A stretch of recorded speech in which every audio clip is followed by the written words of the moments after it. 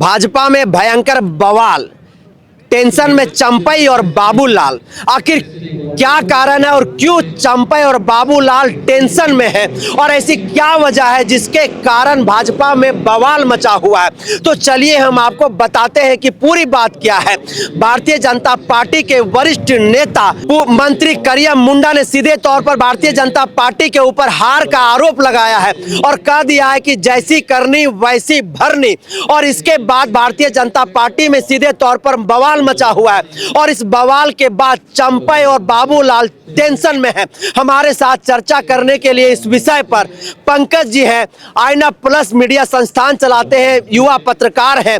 इस विधानसभा के चुनाव में जो है पूरे झारखंड प्रदेश का उन्होंने भ्रमण किया है, एक अनुभव हासिल किया है, समझते हैं कि भारतीय जनता पार्टी की इस हार को किस तरीके से वो देखते हैं। पंकज जी, ये जो सवाल झारखंड की राजनीतिक गलियारों में जो चर्चा का विषय बना हुआ है कि भाजपा में भयंकर बवाल, चिंता में चंपई और बाबूलाल, किस तरीके से देख रहे हैं और क्या है इसके पीछे का पूरा तथ्य? चिंता में चंपई और बाबूलाल जी, स्वाभाविक है। चुनाव मैंने पहली बार अनुभव किया झारखंड के चुनाव को। सबसे पहले तो झारखंड की जो चुनाव है वो आदिवासियों को दरकिनार करके आप नहीं चल सकते।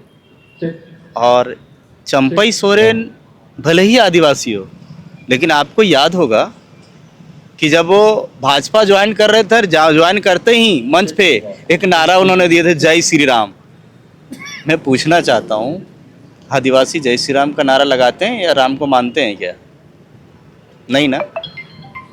एक तरफ आप बड़े मंच से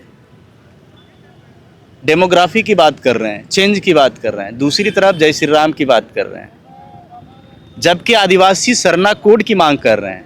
अब आदिवासी आदिवासियत की बात कर रहे हैं और श्री राम की मांग कर रहे हैं, तो फिर कैसे आदिवासी एक्सेप्ट करेगा? और उसमें चंपई सोरेन, बाबूलाल मरांडी दोनों आदिवासी। तो हेमंत सोरेन तो सरना कोड की बात कर रहे हैं, जय सरना की बात कर रहे हैं, तो आदिवासी किधर जाएगा? जय सरना की तरफ या जय श्री राम की तरफ? जवाब साफ है। फिर आदिवासी का नेता ना चंपई है ना बाबूलाल है, और जब नहीं है तो उनको हार का सामना करना पड़ेगा। कोई भी ऐसा मंच भारतीय जनता पार्टी का बता दीजिए। देखिए, मैं बतौर मीडिया जी, मैंने जिस तरह से सर्वे किया और जिस तरह से जनता की तस्वीरें, जनता की जो बातें सामने आई निकल के, वो अगर मैं बात करूं तो हालांकि लोग बोल रहे हैं कि भाई पता नहीं किसके पक्ष में ये बात कर रहे हैं, लेकिन जनता की बातें जो सामने आई, जो मैंने देखा, जो मैंने एनालाइज किया कि जनता ने क्यों नकारा भाजपा को। जनता ने इसलिए नकारा कि जितने भी बड़े बड़े नेता आए एक ही नैरेटिव सेट करने में लग गए, घुसपैठ। तो घुसपैठ रोकने का विभाग किसके भाग में है? गृह मंत्री के विभाग में, अमित शाह जी के विभाग में। तो फिर वो गृह मंत्री क्या कर रहे हैं? और ये तमाम जनता सीख गई। जनता भोली है लेकिन अनपढ़ नहीं है जनाब। भोली है लेकिन अनपढ़ नहीं है। भोली है अनपढ़ नहीं है। झोपड़ी में है लेकिन अनपढ़ नहीं है जी। स्कूल, प्राइमरी स्कूल है, वहाँ शिक्षित हैं, किताब पढ़ सकते हैं।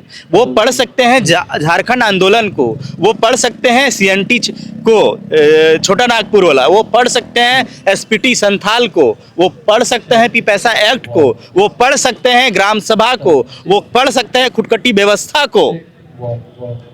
जब वो पढ़ लिए हैं और आप उनको बता रहे हैं जय श्री राम, तो फिर कहां से होगा काम? यही तो जवाब है। तो ऐसे में जो करिया मुंडा ने कहा है कि जैसी करनी वैसी भरनी, इसको किस तरीके से देखने? क्योंकि करिया मुंडा पूर्व में सांसद भी रहे, मंत्री भी रहे, कद्दावर नेता है, वरिष्ठ नेता है भारतीय जनता पार्टी के, भारतीय जनता पार्टी के फाउंडर के तौर पर भी वो जाने जाते हैं। उनकी इस पंक्ति को आप किस तरीके से देख रहे हैं पंकज जी? देखिए, करिया मुंडा जो है एक सुलझे हुए नेता है जी। मैं 2016 में जब वो सांसद रहे तब दिल्ली में उनके आवास में मुझे रुकने का मौका मिला था। मैं बड़ा नज़दीक से उनको देखा था। ठंड की टाइम थी और धूप सेक रहे थे और वहीं साथ में हम लोग भी और भी लोग बैठे थे 2016 में।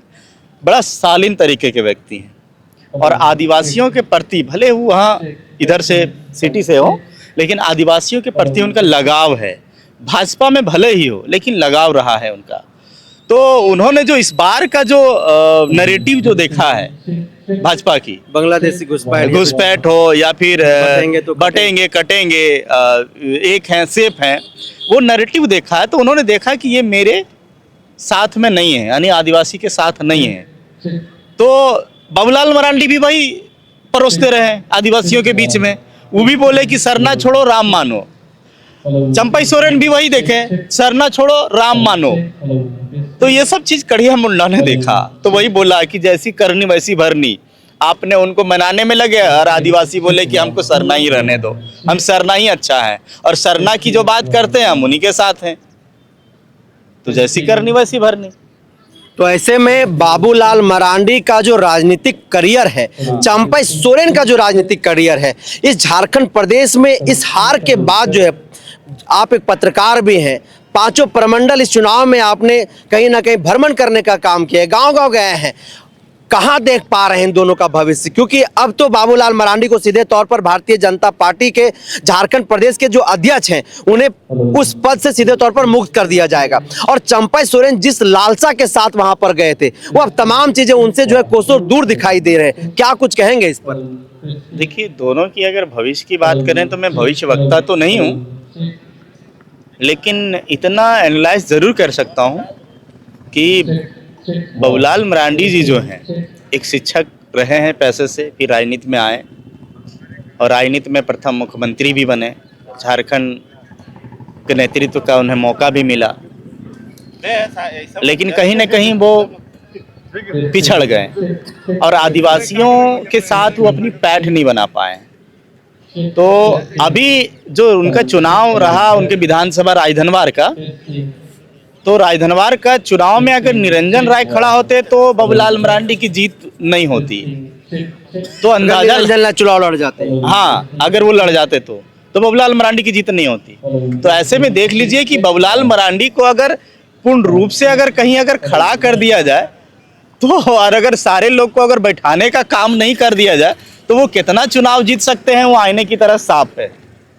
बाकी रही बात चंपई दादा के बारे में, तो चंपई दादा का मैं जहां तक मैं देख पा रहा हूं कि इस बार की चुनाव तो 2024 का तो ठीक है, 2029 में उनके लिए बड़ा मुश्किल हो सकता है, बड़ा मुश्किल हो सकता है। हाँ। तो आप समझ गए होंगे कि चंपई और बाबूलाल चिंता में क्यों है। भाजपा में जो भयंकर बवाल कटा है उसके बाद तो सीधी बात यह है कि चंपई सोरेन विधानसभा चुनाव से पहले झारखंड मुक्ति मोर्चा को छोड़ करके भारतीय जनता पार्टी में शामिल हो गए थे, झारखंड मुक्ति मोर्चा के ऊपर कई एक आरोप लगाते हुए। वहीं बाबूलाल मरांडी के ऊपर भारतीय जनता पार्टी के शीर्ष नेतृत्व ने लोकसभा चुनाव से पहले विश्वास जताते हुए इस प्रदेश का जो है अध्यक्ष बनाने का काम किया, लेकिन लोकसभा के चुनाव में भी जो है परिणाम बिल्कुल उल्टा आया। और उसके बाद विधानसभा के चुनाव में भारतीय जनता पार्टी का जिस तरह से सफाया हो गया, मात्र 21 सीटों पर आकर के देश की सबसे बड़ी पार्टी सिमट गई है, उसके कारण जो है भारतीय जनता पार्टी में कहीं ना कहीं बवाल मचा हुआ है।